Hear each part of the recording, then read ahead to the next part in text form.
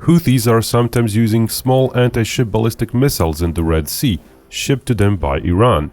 Iran itself has advertised medium-sized anti-ship ballistic missiles, though it's impossible to know how effective they might be. And of course there's China, who's slowly adding more and more such missiles to its inventory, including very large and allegedly very capable aircraft carrier-busting missiles. So it's little wonder that the US is finally getting in the anti-ship ballistic missile game. But curiously, it's not the US Navy who's doing it, but the US Army, which is developing a specialized variant of its precision strike missile to be fired from its HIMARS launchers and strike enemy ships. This video will cover the missile itself, what it'll be like and when it will enter service, but more importantly, how it might be used and how it might tip the balance of power in an actual shooting war between the US and China.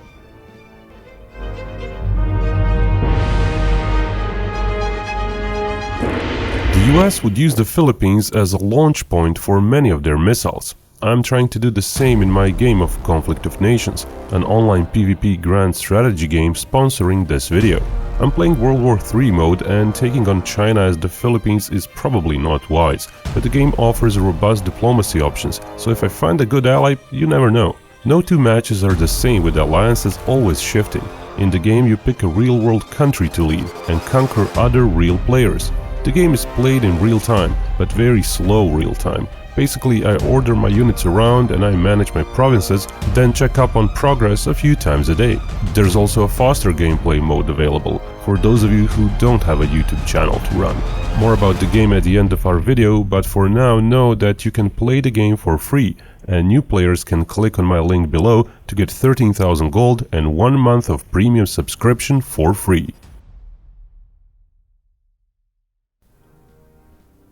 The anti-ship ballistic missile in question is, for now, going under the name of Precision Strike Missile Increment 2. Increment 1 missile is a variant that's just been handed over to the US Army back in December 2023. We're talking about several dozen missiles for now. So while those can be used in a shooting war, actual official service entry will likely be announced sometime during this year. Precision Strike Missile Increments 1 and 2 are of course not the same. They're both ballistic missiles, but Increment 1 has simpler guidance, basically just satellite navigation coupled with inertial stabilization. It is a replacement for the ATACMS missile. It's smaller, thinner and has a smaller warhead. Coupled with various technological advances, all that means that the baseline precision strike missile in both increments has a longer reach. While ATACMS maxed out at 190 miles, PrSM missile has an officially demonstrated range of 499 kilometers, that's some 310 miles, but said limit is arbitrary. The missile flew that far in a test because the test required that specific range, because 500 kilometers is a limit of the Intermediate Range Nuclear Forces Treaty, which, despite its name, limited its signers US and the Soviets from deploying nuclear and non-nuclear missiles in the 500 to 5500 kilometer bracket. While both the US and today's Russia suspended the treaty in 2019, PrSM's development preceded that. So for now, the requirement limit still stands at 310 miles. That being said, DoD's 2022 Selected Acquisition Report on PrSM said that despite demonstrated performance being 500 kilometers, current actual range estimate is upward of 500 kilometers. There were also program objectives and thresholds given. Minimum range threshold that was acceptable for the US Army was just 400 kilometers. That figure was comfortably surpassed, but the current objective, sought after maximum range, is stated as being 650 kilometers. That's 404 miles. In other words, the PrSM missile likely has an actual range of anywhere between 310 and 400 or so miles. Now, PrSM Increment 2 does differ a bit from Increment 1, but not by much. The body of the missile is the same, its rocket motor is the same, its steering is the same, probably part of the guidance is the same. Anti-ship missiles also benefit from both inertial and sat-nav guidance. The difference is in the warhead and its terminal guidance seeker in the nose. An additional seeker to be used in Increment 2 was tested for the first time in December 2023. There are different terminal seekers out there for anti-ship missions. Iranian ones tend to use optical and infrared sensors. Larger Chinese missiles allegedly use radar imaging sensors. In November 2023, it was revealed that the US missile PrSM Increment 2 uses multi-mode guidance. Not only does it rely on inertial and sat-nav guidance to guide itself to the rough vicinity of the target, but it uses its passive electronic emission locators to listen to and pinpoint enemy electronic emissions, like for example from radars, or data links, or jammers. Finally, on top of those, the missile uses an infrared imaging seeker to actually see the target at night or through smoke if needed, before it slams into it. Now PrSM in either Increment 1 or 2 is not a large missile. It was deemed that ease of manipulation and greater number of missiles ready to be fired is more important. Indeed, the HIMARS launcher can fire 2 PrSM missiles. With older ATACMS, the limit was just 1. Range improvement came in part by the missile being smaller and lighter, but something had to give, and that something is payload. While ATACMS has a warhead weighing around 500 pounds, PrSM's warhead is smaller. By how much? Well, that's not disclosed by the Army yet, but most estimates put it at around 200 pounds or so for Increment 1 missile. That's a fairly small warhead for sure, and it's not likely the anti-ship Increment 2 is gonna have a bigger one either. The whole idea is to retain as much of Increment 1 development as possible, so messing with weights and distribution of weight inside missiles is unlikely. Different warheads might wait for Increment 3 development. Goal of that is precisely to deploy different kinds of warheads. Post-2030s Increment 4 plans a completely new missile with a 600-mile range, but we digress. Is 200 or so pounds enough for the anti-ship mission? It can be. Sure, it's less than half the weight of the warhead in the Harpoon anti-ship missile, which was the go-to anti-ship weapon for the US Navy since the 1980s and until the newer NSM and LRASM missiles. But warheads are getting smaller today. NSM's warhead isn't that much bigger. NSM will be the go-to missile of US future Constellation frigate. Thing is, today's missiles are much more precise. While 40 years ago a missile's job was just to hit the center body mass of a ship and hope for the best, today missile seekers are accurate enough and smart enough to look for specific parts of the ship on their own and then ram into those. So not just a hit anywhere on the ship, but a hit straight into the command bridge, or a missile arsenal well, or the radar mast, and so on. Investing the weight of the missile into precision, into its survivability or its reach, that is a worthy trade-off nowadays. Today's missiles may not sink the ship outright, but they will still render it ineffective, while enjoying a better chance of reaching the target in the first place, and reaching it way beyond the range of old missiles. Speed of any ballistic missiles is largely tied to its range. The longer the range, the higher the burnout velocity. For ATACMS, official speed was simply given as upward of Mach 3. Though the ATACMS booster was tested with the X-51 missile of similar weight and almost reached Mach 5. For the increased range of PrSM, ballistic missiles would usually reach over Mach 6, maybe even Mach 6.5. Of course, that's the rocket motor burnout speed. Both the average cruise speed and terminal approach speed are slower, but still, terminal approach speed at Mach 4 or more means PrSM Increment 2 is not gonna be an easy target. China currently has several anti-missile systems on their ships. Last line of defense is HQ-10, similar to US RAM. That works against slower missiles but would be useless against these kind of ballistic missiles. Certain Chinese ships like frigates rely on HQ-16, which is kinda like Russian book/legacy US standard missile. Those were at best advertised to be able to intercept tactical ballistic missiles. Specifically for Russian Book 3 missile, capability against slower 200-kilometer range tactical missiles was mentioned, so it's fairly unlikely that the similar Chinese HQ-16 missile would be able to intercept a faster PrSM 2 regularly. Maybe if enough missiles are fired, but even so, if 2 HIMARS launchers fire off 4 PrSM missiles at the Chinese frigate, and if the frigate somehow manages to intercept all, that might not be much of a long-term success, as in the process the frigate will be likely to expend most of its 24 to 32 anti-air missiles it has in total. What's more likely to be able to intercept PrSM Increment 2 are China's larger ships, O-52D and O-55 destroyers. Those use HQ-9B missiles, which are roughly similar to modern Russian missiles used in S-400. Again, why do we mention S-400?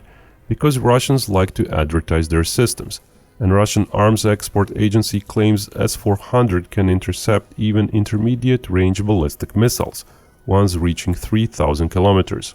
Those are usually very fast Mach 10+ missiles, so intercepting PrSM-2 should be quite within China's capabilities. It has to be pointed out that, due to the desire to control costs, Increment 2 will not feature any additional missile steering and control abilities. It will not be a very maneuvering missile, not to the extent Chinese DF-21 or DF-26 are, with their detachable warheads which feature their own steering fins. Increment 2 will maneuver some, for sure, maybe even close to Russian Iskander-M. But it's not going to be a very hard target for truly potent modern interceptor missiles. As we saw in Ukraine, even Iskanders are far from untouchable. That, of course, still doesn't mean Chinese destroyers would not be forced to expend a few of their high-end HQ-9 missiles to intercept every PrSM coming towards them. Also, even if PrSM-2 doesn't offer high hit chances on Chinese high-end destroyers, it's still very dangerous to China. China has some 150+ surface combatants, corvettes included. Adding in medium-sized and larger landing ships, that total climbs to over 230. Adding in various commercial-grade landing ships and various support ships, which would likely be involved in any Taiwan scenario, China might easily go over 300 important ships. Out of those, only 39 can currently launch HQ-9 missiles. Plus, there's another complicating factor. Intercepting ballistic missiles works best when going straight at them. When trying to engage them laterally at a distance, interception efficiency is gonna drop significantly. In other words, those 39 ships may be able to protect ships in their immediate vicinity, maybe a dozen miles away, 24 at best, but anything farther will not be protected. That means China may be forced to disperse their high-end destroyers to cover all the invasion fleet ships. To take Taiwan, hundreds of miles of operational space is needed. Normandy landings, for example, dispersed over 60-mile-wide beachheads, and Taiwan would easily require a few times larger landing force. Normandy fleets, while in transit, did stick to a 20-mile-wide corridor, but there's also distance. To take Taiwan, a 100 or 150-mile-long corridor from China would be needed and protected at all times, for weeks and months. And possibly a few of such corridors would be needed, as not only a single landing point, even if large, might suffice. PrSM Increment 2 might threaten most of the length of those corridors. China's assembly and embarkation areas would likely need to be placed farther away from Taiwan, and not just right across the strait.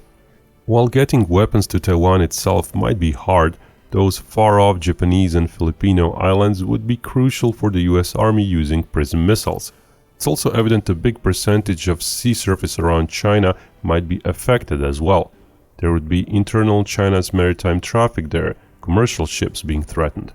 The PrSM anti-ship missile in itself is not gonna be a game changer, but it may indeed, depending on the numbers fielded, cause significant complications to China. It's way too early to know how many PrSM Increment 2 missiles will be procured, but production rates might be guesstimated. For example, PrSM Increment 1 program is currently planned at just shy of 4,000 missiles procured. Low-rate production is currently ongoing. The 2023 contract was planned for 120 missiles per year. In a few years, those annual totals should rise. The Senate's Armed Services Committee urged the Army to raise those annual totals even more, to 400 per year, but the money may not be there for that. It's thus plausible that it will take until the year 2040 for those 4,000 missiles to get made. Added missile production capacity and funds are more likely to go to Increment 2 missiles. But given the timelines involved, with Increment 2 tests planned to end by 2026 and deliveries to start in 2027, it's likely initial operational capability for this anti-ship missile is gonna be 2028 or later. Even if production quickly ramps up to over 100 and settles at around 150 missiles per year, 1,000 such anti-ship missiles would likely take until 2035 to be procured. PrSM Increment 2 is not gonna be cheap either, which is why large quantities per year are unlikely. The baseline PrSM Increment 1 is gonna cost over $1.5 million per missile. Increment 2 with its seekers and development costs is likely to add several $100,000 to every missile, if not more. There's another thing in play. While the US Army did say one of main uses for Increment 2 will be anti-shipping missions, the missile will cover a larger set of missions.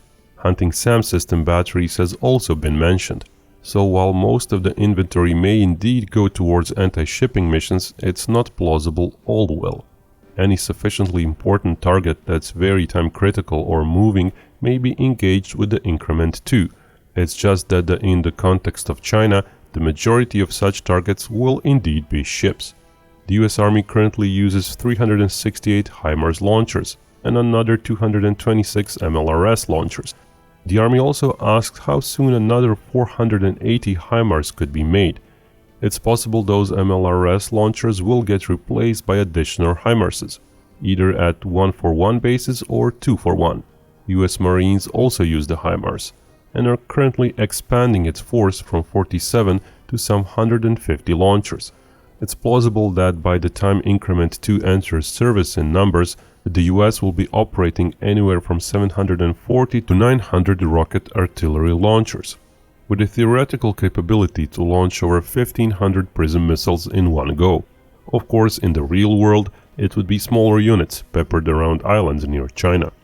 A few trucks running around an island and constantly changing location, with maybe several to a dozen missiles launched in a single barrage, enough to saturate defenses of most Chinese ships. PrSM Increment 2 is but a cog in future US capabilities, but it has the potential to be a fairly large cog, threaten a wide area, reach a wide number of Chinese ships, and substantially complicate matters for any Chinese attempt at taking Taiwan. As we promised, a bit more on the conflict of nations. Matches can last for weeks. It's not a clickfest RTS. For a busy guy like me, that's a plus. There are over 100 beautifully modeled modern weapons in the game, over 250 items to research. I get to play with nuclear submarines, attack helicopters, various stealth fighters, and of course cruise and ballistic missiles, sort of like PrSM. Ultimately, you can even develop nuclear warheads. Those can wreak havoc on entire regions, and regions themselves are modeled in detail. Population density is a thing, as is morale. Not all regions have the same resources, so there are some hard choices to be made. You gotta trade resources with other players. It's an addictive thing, conquering the world in Conflict of Nations. Try it and play for free. Click my link below the video to make your account. You'll get 13,000 gold and 1 month of premium subscription. The offer is valid for 30 days only. And remember, Binkov may talk about war, but only real peace can bring us all together.